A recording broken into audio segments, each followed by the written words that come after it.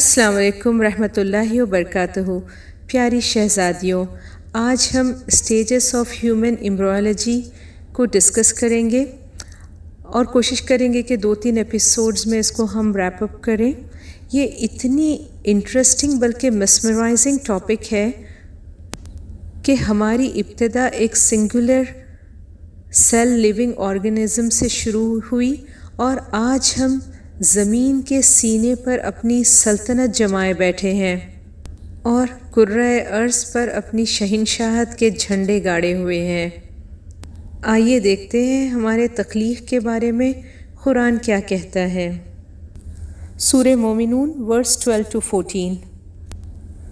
وَلَقَدْ خَلَقْنَا الْإِنسَانَ مِنْ سُلَالَةٍ مِّن طِينٍ ثُمَّ جَعَلْنَاهُ نُطْفَةً فِي قَرَارٍ مَّكِينٍ ثُمَّ خَلَقْنَا النُّطْفَةَ عَلَقَةً فَخَلَقْنَا الْعَلَقَةَ مُضْغَةً فَخَلَقْنَا الْمُضْغَةَ عِظَامًا فَكَسَوْنَا الْعِظَامَ لَحْمًا ثُمَّ أَنشَأْنَاهُ خَلْقًا آخَرَ فَتَبَارَكَ اللَّهُ أَحْسَنُ الْخَالِقِينَ۔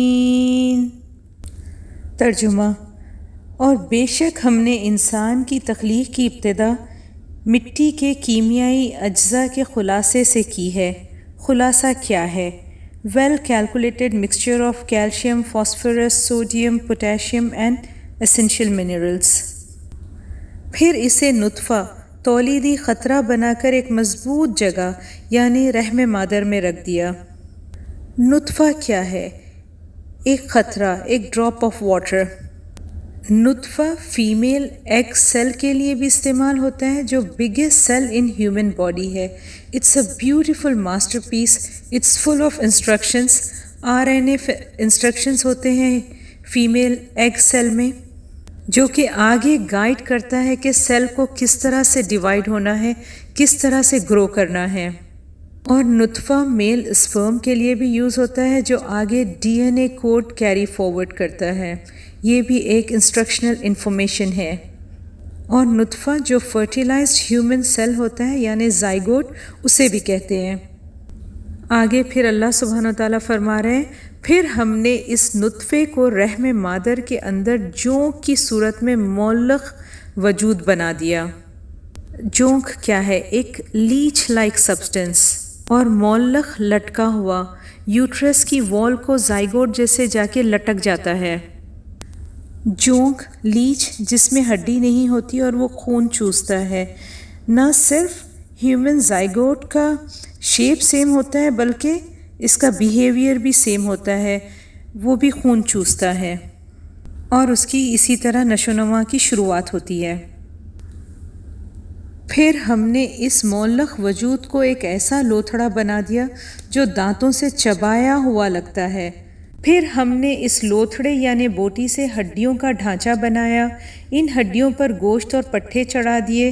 پھر ہم نے اسے تخلیق کی دوسری صورت میں نشو و نما کر دی، یعنی جب فیٹس 120 دن کا ہوتا ہے تب روح پھونکی جاتی ہے اور ہم نارمل لیونگ آرگنزم سے ایک اشرف المخلوقات کے دائرے میں شامل ہو جاتے ہیں۔ پھر اللہ سبحانہ و تعالیٰ کہتے ہیں، مبارک ہے وہ ذات جو بہترین پیدا کرنے والی ہیں۔ آئیے آپ کو بتاتے چلیں، godfather of human embryology doctor Keith L Moore جو یونیورسٹی آف ٹورنٹو میں پروفیسر تھے، جنہوں نے دا ڈیولپنگ ہیومن کتاب لکھی ہے جو آج بھی میڈیکل سائنس کے اسٹوڈنٹس یوز کرتے ہیں، انہوں نے جب قرآن شریف کی ان آیتوں کے ٹرانسلیشن کو پڑھا تو دنگ اور حیران رہ گئے، اور ان کے الفاظ آج ہم آپ کے سامنے ریپیٹ کر رہے ہیں۔ پروفیسر کیتھ ایلمور وہ کہہ رہے ہیں، As far as it is known from the history of embryology, little was known about staging and classification of human embryos until the 20th century. For this reason, the description of human embryos in the Quran cannot be based on scientific knowledge in 7th century. The only reasonable conclusion is that these descriptions were revealed to Prophet Muhammad, peace be upon him, from God. سبحان اللہ۔ ذرا غور کریے، ایک Christian قرآن پڑھ کر اس بات کی گواہی دے رہے ہیں کہ یہ آیتیں جو نازل ہوئی ہے حضور صلی اللہ علیہ وسلم کے سینے مبارک پر، یہ صرف اور صرف اللہ سبحانہ و تعالیٰ کا کلام ہو سکتا ہے۔ اب لمحہ فکریہ، ذرا سوچئے، غور کریے، ہم کہاں ٹھہرے ہوئے ہیں؟ قرآن ہماری زندگی میں کس حد تک شامل ہے؟ کیا ہم قرآن کا حق ادا کر رہے ہیں؟ چلیے آج ہم سب لوگ دل سے یہ آیت پڑھیں، فَتَبَارَكَ اللَّهُ أَحْسَنُ الْخَالِقِينَ۔ جزاک اللہ خیراً کثیراً۔